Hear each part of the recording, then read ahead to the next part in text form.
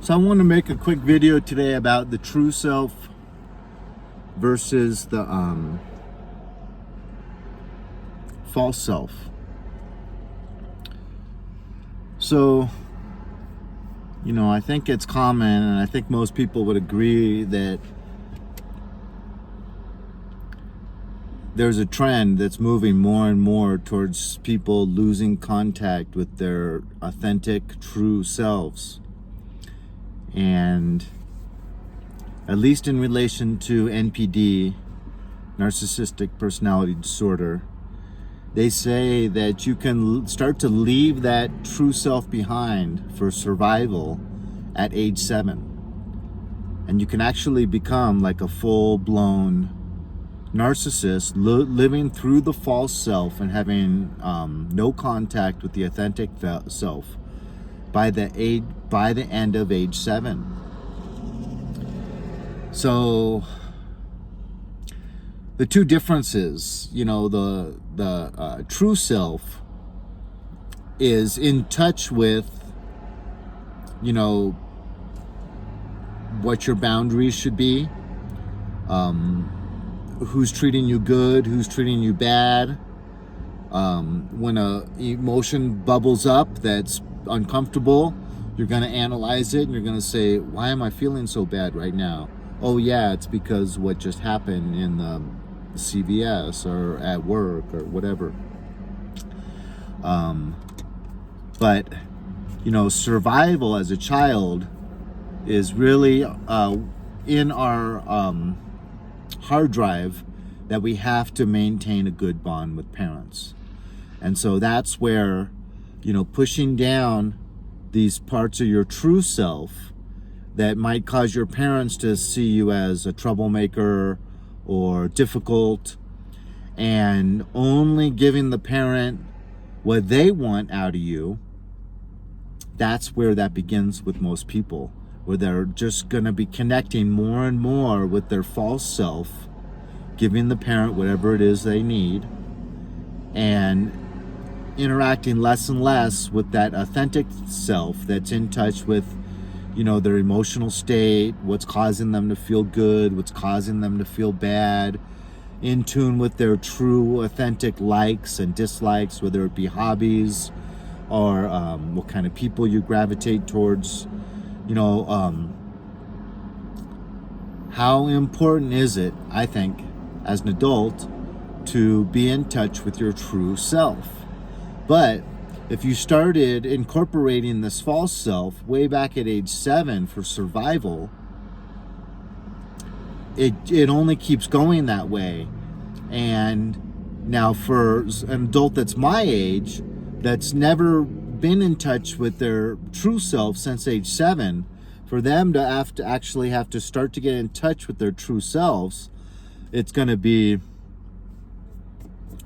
scary, and it's going to require more effort and more work and more pain, because you've left that part of yourself behind so long ago, and so many uncomfortable truths have been buried down in the subconscious, that for you to be bringing these things up over the course of a lifetime, all these uncomfortable things that have maybe happened to you that you've never dealt with, and then trying to bring all those up at the same time, and trying to analyze and deal with all of these things that you never did cope with initially, because they were too uncomfortable, too painful. So I just can't stress how important it is to keep kids in touch with their authentic selves. And it's generation to generation, because the parents, they cause these 7-year-olds to leave behind their authentic self, where usually parents are kids at one time that had this same situation take place with them, and they lost contact with their true selves.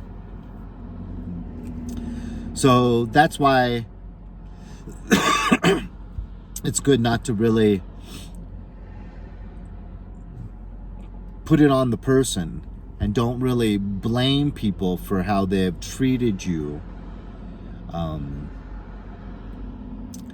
because they're a result of their own genetics and their own environment and their own upbringing, and they didn't have any control over the circumstances that caused them to favor the false self over the true self. So all we can do is keep looking for those authentic individuals that are out there, because these people that only function on the false self, image is everything, and they're insecure and extremely vulnerable.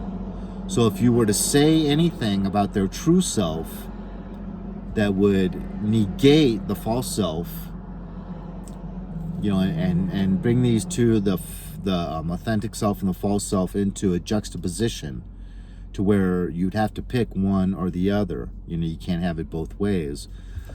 That causes narcissistic injury, and that person's going to land blast you. They're going to go below the belt. They're going to drop big bombs, and they're going to say and do the worst things they possibly can to you to hurt you back, because you caused this narcissistic injury to them by saying, that's not who you honestly are, calling them out, basically. So these people that have lost touch with their authentic selves are dangerous, and they're going to do things to bring you down, because they don't want to see you in touch with your authentic self. They don't want to see you being authentically happy, genuinely happy, because they're not. They're miserable inside. And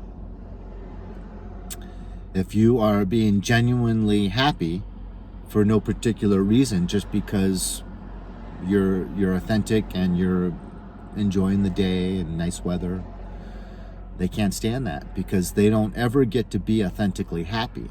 They've lost touch with their true selves, their authentic selves. So all they're doing is running around with this mask on and performing on stage all day. That's why they're so tired when they come home in the evenings. That's why they're so angry when they wake up in the morning, because they have to get back in touch with this false self. They wake up in the morning straight from subconscious, and the subconscious is mainly who they are at that moment. And then it hits them, oh shoot, I got to go through all this effort. It's like putting on makeup. I got to go through all this effort to realign myself with my false self. Now, who am I again? And they got to go down all the checklists of who they are in the false self.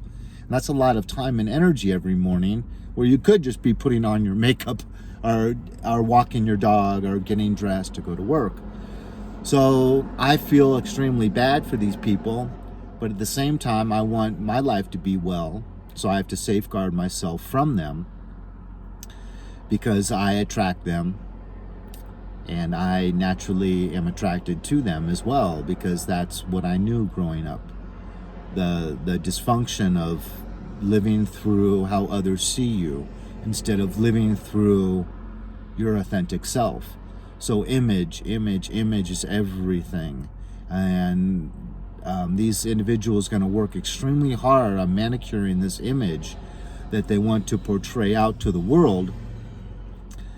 And if you're one of their children, you'd better fit in with that image, that false self, that image that they're projecting to the world, or you're going to be causing narcissistic injury to them, and they're going to be land blasting you and tearing you up and down, because you're bringing out the false self, and you're not falling in line and projecting the same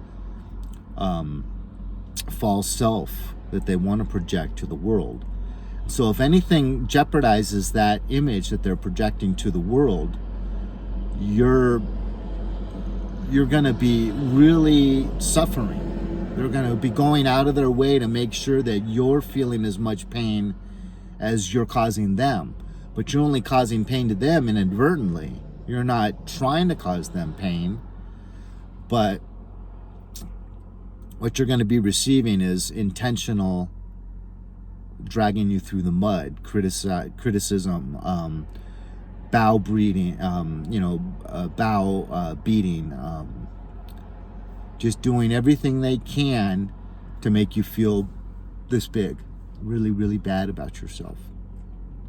And you're sitting there going, why are you doing this to me? And you're doing it again. You do this all the time. And you didn't realize what you did, because all you did was say something about their authentic self, not the image that they portray. And so you're not allowed to do that. I had a narcissistic family member, and I was at a family party, and I heard this individual talk about how they were such a incredible gymnast as a child. And I grew up with this individual in my same household. He never had any experience with gymnastics, and yet he was telling his children that his whole childhood was engrossed within being like, Olympic hopeful. He was like the best of the best for many miles around, at being a gymnast. And it's like the closest I can remember to that was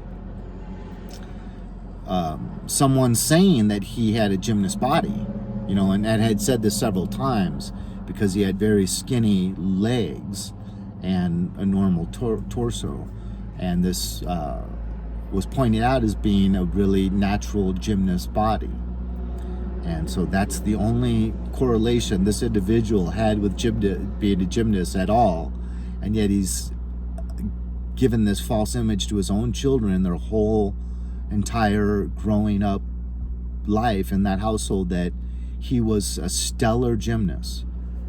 It's like, but then my own father too, I had to look through his yearbooks to find out that he was like 90% of what he would say to me about his high school experience was a lie. He literally said he was the team captain of the basketball team, the football team, the baseball team. He was the most valuable player on the basketball team, the football team, the whatever the third one was.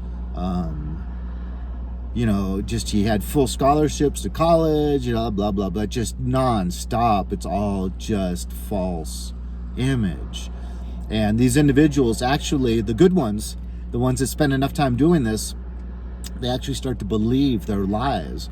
I mean, my own father told people on the phone, business associates, that he owned islands in the South Pacific. Like he'd have one's fully developed tourist location, one is fully developed just for him, his mansion that he has, and the third one's currently under development. And he would tell this so often. Look at me, I've heard it so often, I know exactly, that he would start to believe it. And that's bizarre, that like he knows he has no paperwork, he knows he never traveled down to that area and with the intent of buying these properties and had a huge sum of money and went through that effort. He knows consciously that he never did these things, but somehow on some level, subconscious, conscious, when he tells these things to others, he believes them. It's really amazing, the mind. And denial is not just a river in the East. Denial is an incredible ability of the brain to just block out what's uncomfortable and embrace what is comfortable. And that's exactly what's going on with this false image and versus the true self. Anyways, I hope you guys got something out of that, enjoyed that to some degree. It's really interesting. The brain is extremely interesting, how it works. But don't want to use up any more of your time. God bless. Have a good day, and I will talk to you later.